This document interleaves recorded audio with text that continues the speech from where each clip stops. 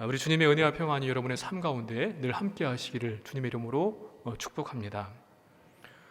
여러분, 우리나라에서 가장 긴 이름을 가지고 있는 사람은 얼마만큼의 길이의 이름을 가지고 있을까요? 몇 년 전에요, 뉴스에 나왔던 적이 있습니다. 박씨 집안의 두 자매의 이름이 긴 이름으로 나와 있는데요. 그래서 라디오 방송에도 나왔던 적이 있습니다. 이름이 이렇습니다. 박, 하늘, 별님, 구름, 햇님보다 더 사랑스러우리. 이게 길죠. 17자의 이름입니다. 그런데 이 자매의 언니의 이름은 더 깁니다. 박, 하나님의 자녀, 예쁘고 진실되고 이해심 많게 자라라. 이런 이름입니다. 신앙생활 하는 가정 같기도 한데요. 그런데 이름 바꾸고 싶지 않냐라고 이렇게 그 라디오 DJ가 물었는데 바꾸고 싶지 않답니다. 이름의 뜻이 너무 좋으니까. 부모님이 이 아이를 낳고 난 다음에 보니까 너무너무 이쁜 거예요. 그래서 진짜 이름처럼 하늘, 별님, 달님, 꽃님보다 더 이쁘다는 겁니다. 근데 어려움들이 참 많습니다. 주민등록증을 만들기도 어렵고요, 여권을 만들기도 어려워가지고 고생하다가 앞에 하고 뒤에 하고 이렇게 따가지고 박하우리로 여권을 만들었다는 이야기를 들었습니다. 여러분, 성경 말씀을 보게 되면은요, 사람의 이름도 그렇고요, 어떠한 지역의 지명도 어떠한 특별한 일을 만나게 되었을 때, 뭔가 전환점이 되었을 때 이름을 새롭게 붙이거나 바꾸는 것을 우리가 심심치 않게 볼 수 있습니다. 이름이라고 하는 것은 단순하게 어떠한 사람을 부르는 호칭 그 이상의 의미가 있습니다. 한 존재의 정체성을 나타내기도 하고요, 그리고 이름을 부른다고 하는 것은 이제 관계를 맺게 되었다라고 하는 그런 뜻입니다.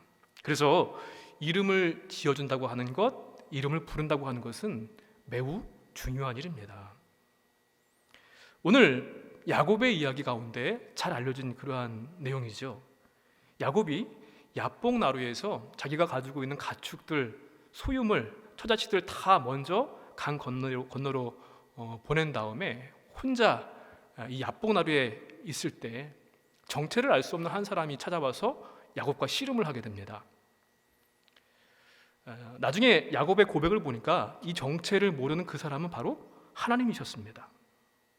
그리고 야곱을 이기지 못하는 것을 깨닫고 야곱이 허벅지 관절을 치게 되었고요, 야곱의 이름을 이제 야곱이 아니라 이스라엘이라 이렇게 이름을 바꾸어 주시고 축복하시는 것을 우리가 볼 수 있습니다.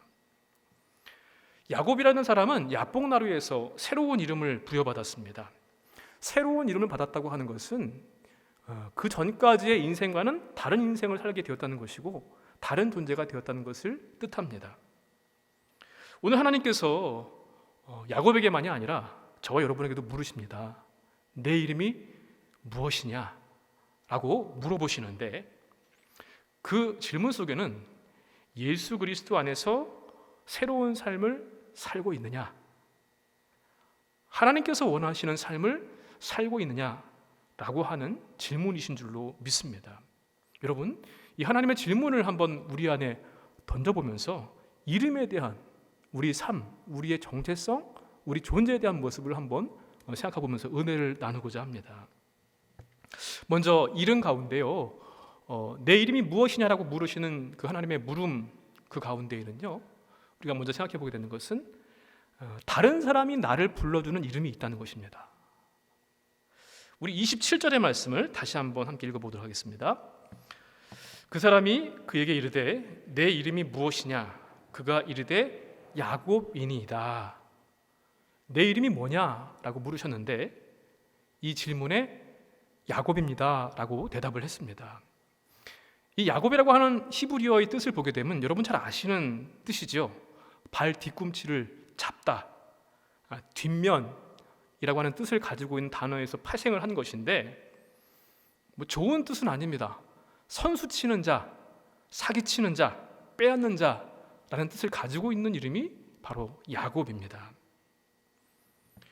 어머니 리브가의 태중에 있을 때부터 이 형 에서 먼저 나오려고 했을 때 발꿈치를 잡고 나왔다고 해서 그 이름을 야곱이라고 불렀다고 창세기 25장 26절 말씀 보니까 야곱의 이름의 뜻과 장려하게 된 이유를 설명하고 있습니다.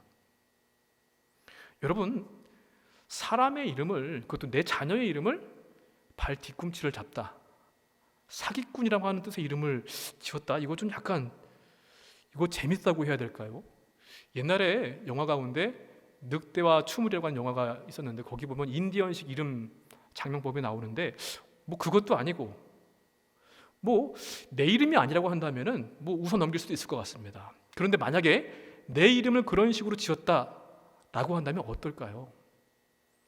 그래도 어린 시절 뭐 내가 그 이름 가지고 있다고 하는 것, 뭐 놀림도 하겠지만 참을 수 있을 것 같습니다. 어린 시절 잘 모르고 하니까. 대부분 지금은 어떤지 모르겠지만 성씨 가지고 이름 많이 놀리잖아요. 오 씨는 뭐 오징어, 뭐 문 씨는 문지방, 뭐 이런 식으로 애들 많이 놀렸던 그런 경험이 있는데, 그런데 어렸을 때는 그렇다 치고 성인이 되었을 때, 장성해서 결혼을 하고 아내를 얻고 아이까지 얻는 가장이 되었습니다. 그런데 내 아내가 나를 뭘로 부릅니까? 내 자녀들이 나를 어떻게 부릅니까? 사기꾼이라고 부릅니다. 한번 생각을 해보세요. 되게 유쾌한 이름은 아닐 것 같습니다. 저도 평범한 이름은 아니잖아요. 저도 이제 할아버지께서 이름을 지어주실 때 바울과 같은 하나님의 귀한 뜻을 감당한 사람이 되라라는 이름을 주셨는데, 제가 많이 들었던 질문 가운데 어렸을 때부터 뭐냐면은 이름 때문에 놀림받지 않았느냐, 그런 질문을 참 많이 들었습니다. 여러분, 이름 때문에 놀림받는 거 어땠을까요? 근데 제 기억에 그렇게 남는 거 없는 거 보니까 그렇게 많은 놀림 받았던 것 같지는 않습니다. 오히려 저희 가족과 친구들이 제 이름 때문에 덕을 받죠. 무슨 덕이냐면요, 감히 사도 바울의 이름을 함부로 부를 수 있겠습니까? 바울아 바울아 이렇게. 근데 아무리 생각해도 야곱의 이름은 좋은 이름은 아닙니다. 그런데 놀라운 것은 야곱의 일생을 보게 되면은 정말 그 이름처럼 삶을 살았거든요. 사기꾼. 무언가 빼앗기기 싫어서 붙들고 놓치지 않으려고. 그래서 속이고 빼앗고 남의 약점을 이용해서 자기 유익을 챙기는 그러한 삶을 살았습니다. 태어난 것은 내 뜻대로 할 수 없어서 형한테 뒤졌지만, 그래서 형의 발 뒤꿈치라도 잡고 나왔던 그였습니다. 사냥 나갔다가 허기진 그 형의 약점, 배고픔을 이용해서 팥죽 한 그릇 주면서 장자권을 뺏어왔습니다.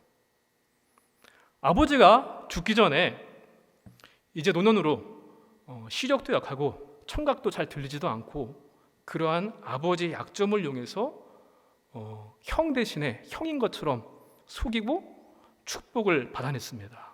아버지도 속이고 형도 속이고. 또 외삼촌 라반의 집에서 도망가서 생활을 할 때는 어땠습니까? 교묘한 방법들을 다 동원을 해가지고요, 외삼촌의 재산을 가지고서 내 자산을 불리는데, 그래서 큰 거부가 되었습니다. 그리고 지금 한 20여 년 만에 형 에서를 만나는 그 시점을 앞두고 있는 이때도요, 야곱처럼 선수치고 속이는 그러한 교묘한 방법으로 온갖 방법들을 다 동원했습니다. 그래서 혹시 자기에 대한 앙심을 아직까지도 버리지 못해서 자기를 좀 해하고 위험한 상황을 일으키게 되면 어떻게 할까라고 하는 염려 때문에, 혹시 있을지 모르는 위험한 일이 생기더라도 최대한 방패막이들을 세워서 최소한의 그런 피해를 좀 해야 되겠다, 그렇게 해가지고요, 제일 먼저 가축들, 재산들 앞에 보내고요, 그 다음에 종들, 그 다음에 처를 통해서 낳았던 자녀들, 그 다음에 레아, 마지막에 제일 사랑했던 라헬을 제일 뒤에 배치하면서요, 마치 정말 방패막이처럼 그렇게 형을 만날 준비를 했습니다. 하나님 앞에 기도할 때도요, 자기가 했던 방법들, 인간적인 잔머리 굴리고 해서 그러다가 안 되니까, 급하게 상황이 어려우니까 즉흥적이고 아주 이기적인 기도를 하나님께 하는, 정말 자기중심적이고 이기적인 모습의 기도, 그러한 삶을 살았던 것이 야곱이었습니다. 그런데요, 그렇게 악착같이 쌓아두고 모아놨던 그런 것들이 이 야곱을 보호해주지 못했습니다. 평안한 마음을 주지 못했고요. 지금 형이 400명의 사람들을 함께 데리고 온다는데 이 두려움, 나를 죽이면 어떡하나? 해코지를 하면 어떡하나? 이 상황을 피할 수도 없습니다. 안전도 보장받지 못했습니다. 그래서 가족들 다 재산들 떠나보낸 다음에 혼자 남아가지고 두려움과 고독함과 외로움에 떨고 있는데 그 연약한 야곱의 모습을 표현하기를 32장 7절 말씀 보니까요, 야곱이 심히 두렵고 답답했다라고 기록합니다. 정말 그 이름대로 살았던 인생이었습니다. 그런데 야곱이라고 하는 이름은 본인이 지은 게 아니잖아요. 다른 사람이 지어준 겁니다. 아마 사실 자기 이름을 자기가 짓는 사람은 없을 겁니다. 뭐 나중에 개명하면 모르겠지만, 형의 발 뒤꿈치를 잡고 나오는 모습을 보면서 부모님이 지었던지 아니면 다른 사람이 보고 지었던지 다른 사람이 지어준 이름이었습니다. 아, 요놈 봐라, 아주 욕심이 많구나. 그런데 좋은 면으로 본다고 하면은요, 야곱의 이러한 모습을 보게 되면은 하나님의 거룩한 복에 대한 욕심이 있었습니다. 갈망이 있었습니다. 좋은 면으로 볼 수 있는데, 그런데 사기꾼이라고 한 이름의 뜻의 야곱을 보게 되면은 좋은 면도 있는 야곱을 사기꾼인 것처럼, 그게 전부인 것처럼 불려질 수밖에 없는 이름을 갖고 있었습니다. 여러분, 그런데요, 다른 사람이 판단하는 내가 있고요, 하나님께서 보시는 내가 있습니다. 어떤 것이 더 중요할까요? 뭐 물어보나 마나. 다른 사람이 나에 대해서 이러쿵저러쿵 평가하는 것보다 더욱 중요한 것은 하나님께서 나를 어떻게 보시느냐 하는 판단일 줄로 믿습니다. 사람들이 아무리 나를 좋게 평가해도요, 하나님 보시기 아니라고 한다면 그것은 정말 아닙니다. 반대로 반대는 어떨까요? 사람의 평가는 중요하지 않다는 것입니다. 그런데 대부분의 사람들은 하나님보다 다른 사람들이 나를 어떻게 보는가, 사람들의 눈을 의식하고 그 눈, 또 그 평가를 맞추기 위해서 애를 쓰고 힘쓰는 모습들이 우리는 너무나 많이 있습니다. 그래서 그러한 예들을 보게 되면은 야곱이 그랬지 않습니까? 다른 사람들이 보는 나의 모습, 거부가 된 내 모습, 이거 잃어버리지 않기 위해서 재산도 분산했습니다. 또 뇌물 작전을 펴가지고 형의 마음을 좀 어떻게 좀 돌려볼까. 시간과 물질을 허비하는 이러한 모습은 꼭 우리네 모습과도 같습니다. 추구하는 것을 그런데 그렇게 해서는 얻을 수도 없고요, 그것으로 만족을 얻을 수도 없습니다. 나를 평가하는 사람들은 한계가 있기 때문이고요, 언제든지 변할 수 있는 사람들입니다. 그러나 변하지 않으시는 하나님의 판단은, 그 평가는 결코 변하지가 않습니다. 그들의 인정과 평가보다 사람들이 부르는 사기꾼 야곱보다도요, 그러한 사기꾼 같은 야곱마저도 사랑하시는 하나님을 더 바라봐야 될 줄로 믿습니다. 그 하나님의 사랑과 여러분 용납하심을 기억하시기 바랍니다. 어쩌면 그래서 하나님은 에서보다 야곱을 구원의 역사의 계보로 있게 하셨는지도 모르겠습니다. 오늘 내 이름을 물으시는 하나님 앞에 다른 사람들이 규정하는 내 이름, 평가하는 내 모습이 아니라 그런 것 때문에 우리의 시간과 마음과 에너지를 허비하지 않는 그러한 성도 여러분 되시기를 주님의 이름으로 간절히 축원을 드립니다. 또 하나 이름을 물어보시는데요, 다른 사람이 붙여준 이름이 있고요, 내가 원하는 이름이 있습니다. 내가 추구하고 싶은 이름이 있습니다. 여러분 혹시 이 가운데서 나 이름 참 너무 촌스러워, 그래서 혹시 바꾸고 싶으신 분 있는지 모르겠습니다. 제가요, 대법원에서 개명 신청 허가를 했던 사례들을 보니까 그 중에 상당수가 놀림감이 되기 때문에 바꾸는 걸 허락한다는 그런 예들이 있더라고요. 어떠한 일들이 있는가 보니까요, 진짜 바꿀만 하다라는 생각이 들더라고요. 이름이 그 중에서 몇 개만 소개를 해드리면요, 명품이, 좋은 뜻 같은데 이름이 명품이에요. 그 다음에 장매춘, 한자로 보면 나쁜 뜻은 아닌데 좀 좋은 뜻은 아니죠. 김샌다, 나 죽자 뭐 이런 이름을 그 계명 신청을 허가를 했더라고요. 사람들은 이렇게 내가 되고 싶은 이름이 있습니다. 우리 26절의 말씀을 다시 한번 볼까요? 그가 이르되 날이 새려하니 나로 가게 하라. 야곱이 이르되 당신이 내게 축복하지 아니하면 가게 하지 아니하겠나이다. 야곱의 성품을 단번에 알 수 있는 부분인데요, 나를 축복해라, 그렇지 않으면 가게 할 수 없다라고 붙잡고 놓지 않습니다. 이 말 가운데요, 야곱이 되고 싶은 이름이 이거였구나, 야곱이 되고 싶은 존재가 이러한 존재였구나 하는 것을 우리가 알 수 있는데, 야곱은 태어나는 순간부터 형과 경쟁 관계가 되었습니다. 아마 장자로 태어나지 못했기 때문에 장자권도 받지 못할 것이고 축복권도 받지 못한다고 생각을 했는가 봅니다. 그래서 사실 이것은 내가 어떻게 할 수 있는 것이 아니기 때문에 태어나 보니 형이 아니라 동생인데요, 그래서 그는 수단과 방법을 가리지 않고 다 그것들을 빼앗으려고 했습니다. 팥죽으로 장자권을 빼앗았습니다.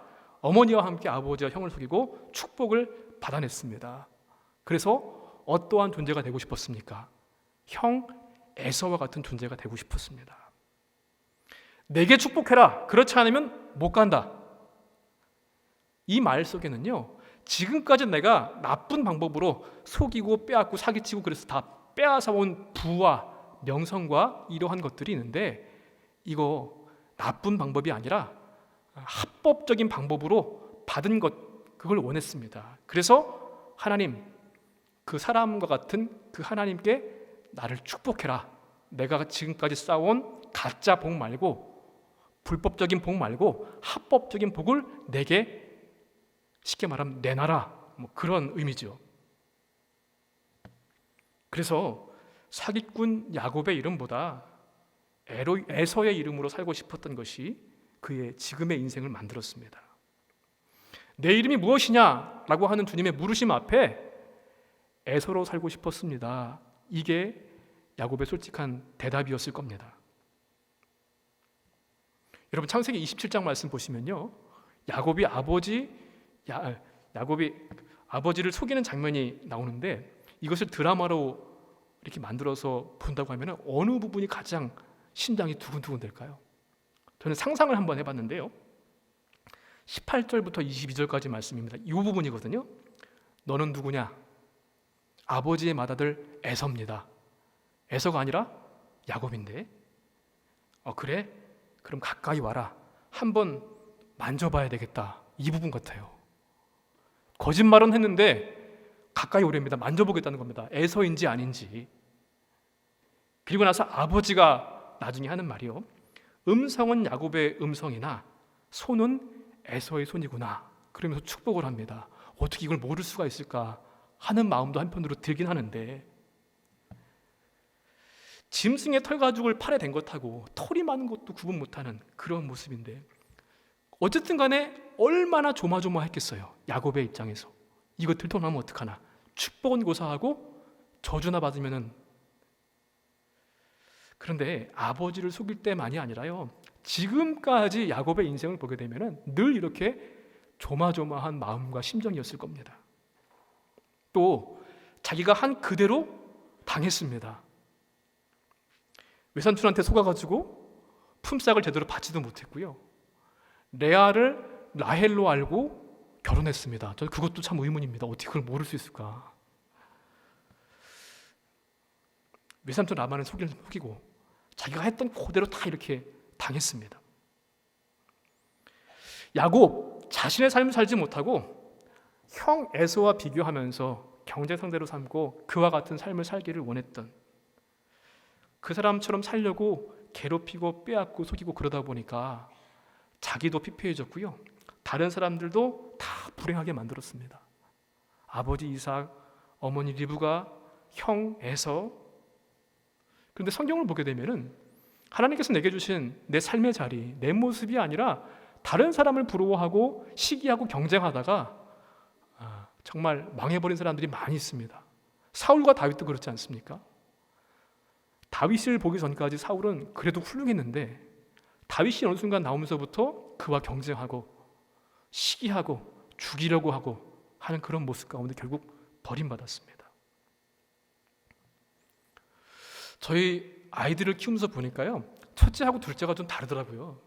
첫째는 진짜 말 그대로 처음 생기는 내 자녀이다 보니까 뭐든지 최고로 해주고 싶습니다. 그래서 돌잔치도 해주고요, 사진도 얼마나 많이 찍었는지 모릅니다. 그 아이 찍어주려고 카메라도 사기도 했고요. 근데 둘째가 태어나니까요, 그게 횟수가 좀 줄어들더라고요. 돌잔치도 좀 생략하고 가족끼리 하고 사진도 많이 찍어준다고 생각했는데 첫째에 비하니까 좀 많이 없더라고요. 사실 첫째 장자권이나 축복권, 이거 무슨 증서가 있는 것이 아닙니다. 뭐 증명해 줄 수 있는 것도 아니고요. 그리고 꼭 장자여만 얻을 수 있는 것도 아닙니다. 하나님은 장자를 축복하시고 의미를 부여하긴 하시지만 둘째나 아니면 첫째, 둘째와 상관없는 사람들을 택하셔서 하나님의 구원의 역사를 이루어 가신 것을 볼 수 있습니다. 가인보다 아벨을 받으셨고요, 에서보다 야곱을 택하셨고, 므낫세보다 에브라임, 또 모세, 여호수아, 다윗, 솔로몬 다 첫째가 아닙니다. 중요한 것은 하나님께서는 첫째, 둘째 이게 아니라 마음 중심은 그럴지 모르겠지만 하나님께서 있는 내 모습 그대로를 첫째로도 사랑하시고 둘째로도 사랑하신다는 것입니다.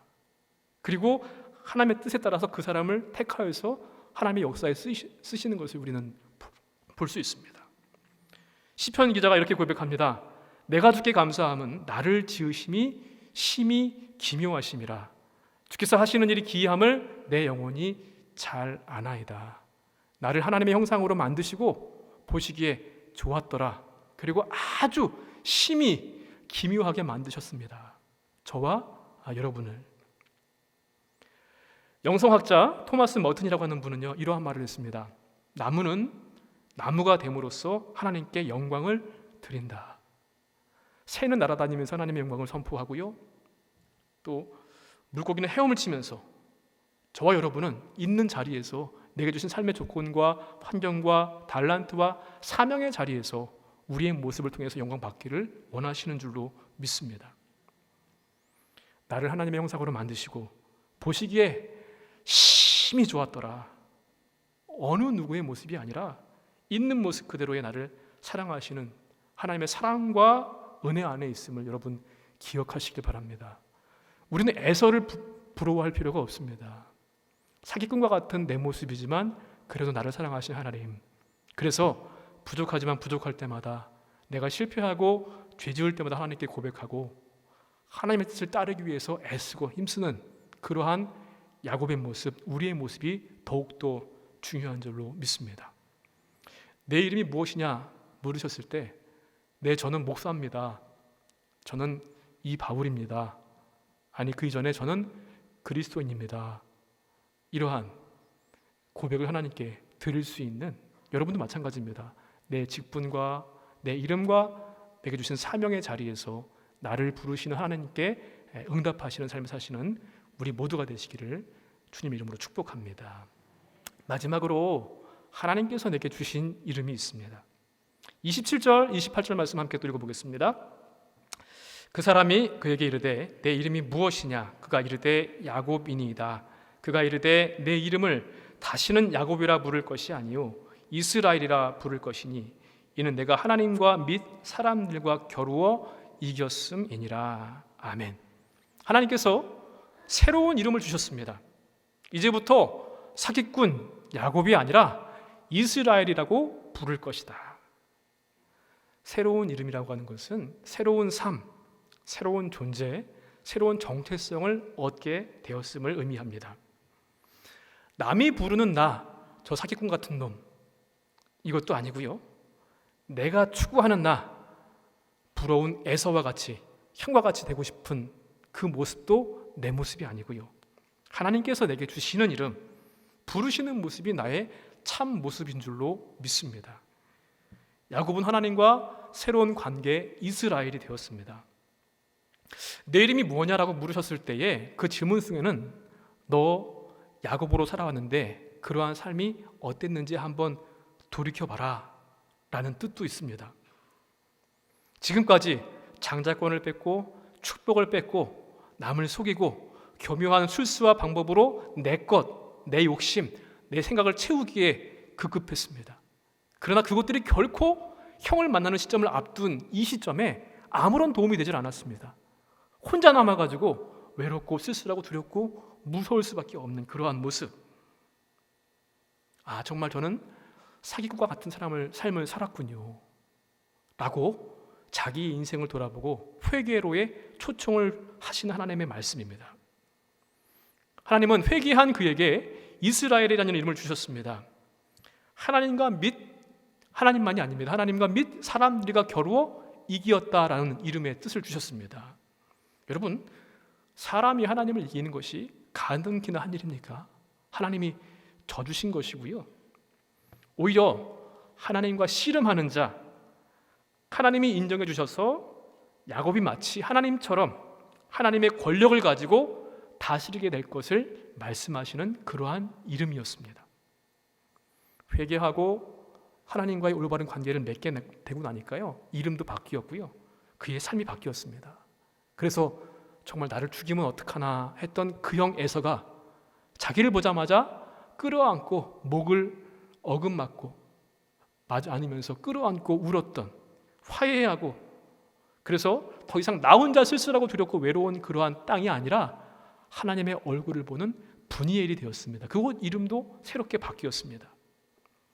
이제는 더 이상 내가 주체가 된 것이 아니라 하나님이 내 인생의 주체가 되어주셔서 내 뜻이 아니라 남을 속이고 빼앗고 그러한 사기치는 그러한 모습이 아니라 하나님의 공의와 평화와 사랑이 그러한 것을 추구하는 그러한 존재가 되었습니다. 인격, 인간성, 성품 모든 것이 새롭게 변했습니다. 여러분, 내가 변하니까요, 상황이 바뀌고 문제가 되지 않습니다. 사랑하는 성도 여러분, 하나님께서는 저와 여러분을 찾아오셔서 내 이름이 무엇이냐 물어보십니다. 내가 그동안 어떻게 살아왔는지를, 지금 어떻게 살고 있는지를 물어보십니다. 그리고 이 씨름에서 우리한테 져줄 준비를 해주신 상태에서요, 우리를 찾아오셨습니다. 그리고 나와 씨름하자, 관계를 맺자, 하나님과 새로운 관계를 맺고 새로운 이름, 이스라엘과 같은 그러한 모습으로 살자, 우리에게 초청해 주시는 줄로 믿습니다. 여러분, 저와 여러분이 받은 새로운 이름은 무엇입니까? 내 육신의 이름 말고요, 우리는 예수 그리스도 안에서 그리스도인이라고 하는 새로운 이름을 부여받은 줄로 믿습니다. 바라기는 여러분, 다른 사람의 평가, 다른 사람이 이야기하는 내 모습, 그건 나의 진짜 모습이 아닙니다. 또 내 욕심껏 내 유익을 추구하고 내 생각을 추구하고 하는 그러한 모습, 형과 같아지고 싶은 마음, 에서 같은 이름을 받고 싶은 그런 것도 역시 내 모습이 아닙니다. 내 진짜 모습은 하나님께서 이스라엘이라고 주셨던, 그리스도인이라고 불러주셨던, 하나님의 자녀라고 불러주신 그 이름이 바로 저와 여러분의 새 이름이 되는 줄로 믿습니다. 바라기는 그 이름에 합당한 새로운 존재로 살아가시는 저 여러분 되시길 바라고요, 이 사순절 여기가 그렇게 내 이름이 무엇이냐 물으시는 주님의 물음 앞에 우리를 돌이켜보고 생각해보고 새롭게 결단을 다짐하는 은혜의 절기가 되시기를 주님의 이름으로 간절히 축원을 드립니다.